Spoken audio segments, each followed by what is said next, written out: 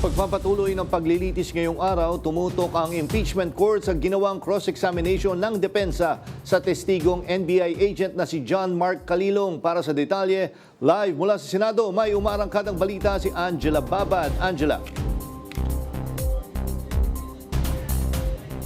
Jack, napanood nga natin yung mahaba-haba ring cross-examination ng Defense Counsel kay NBI Senior Agent John Mark Calilong. Pero pagkatapos nito ay nagtanong rin ang mga senator judges sa mismong testigo. Nauna na nga rito si Senator Raffy Tulfo na nagtanong sa testigo tungkol sa kanyang experience at kaalaman sa social media. Specifically, doon sa naging observation ng testigo, doon sa kumbaga reaction ng netizens. Ayon sa testigo, bagamat may iba na nag-agree lamang, ang napansin niya, bagamat wala ito sa record or sa affidavit ng testigo, napansin niya yung pag-agree or pagsang-ayon ng mga netizens sa sinabi ng Vice Presidente doon sa video na ang laban ay wala sa kalsada kundi nasa Malacanang, or specifically wala sa EDSA pero nasa Malacanang.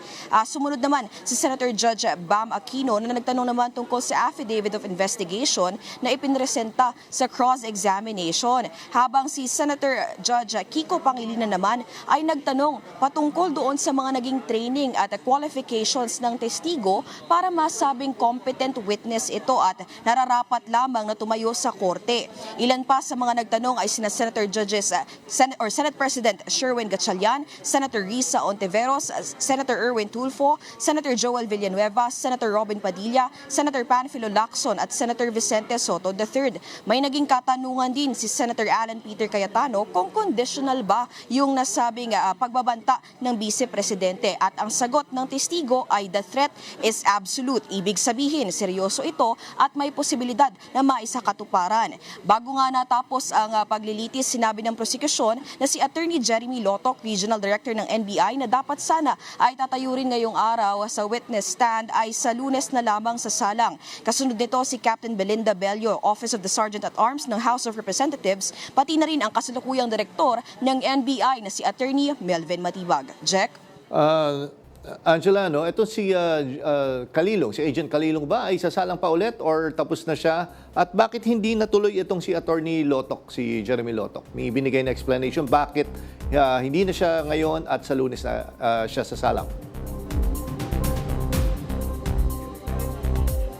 Jack, walang specific information kung bakit hindi nasasalang si Attorney Jeremy Lotoc ngayong araw. Pero ayon na rin sa naging pahayag ng impeachment manager kahapon na si Attorney Reggie Tongol, ay sinusubukan ng korte na pababain or paikliin lamang yung oras ng mga paglilitis kada araw. Ito ay para masiguro na rin na hindi mapapagod or may kakayahan pang magdesisyon at makapag-isip, makapagpresenta ng maayos ang mga senator judges, ang mismong prosecution, pati na rin ang depensa. Jack? Huling tanong na lang, Angela, sino uli mga nakaschedule next week? Tama ba? Ang rinig ko si Zulaika Lopez ay kasama doon?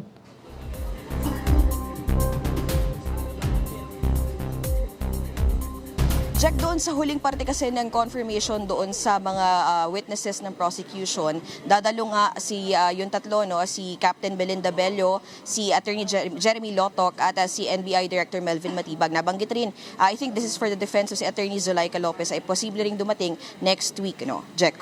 Okay, sige. Maraming salamat, Angela Babad.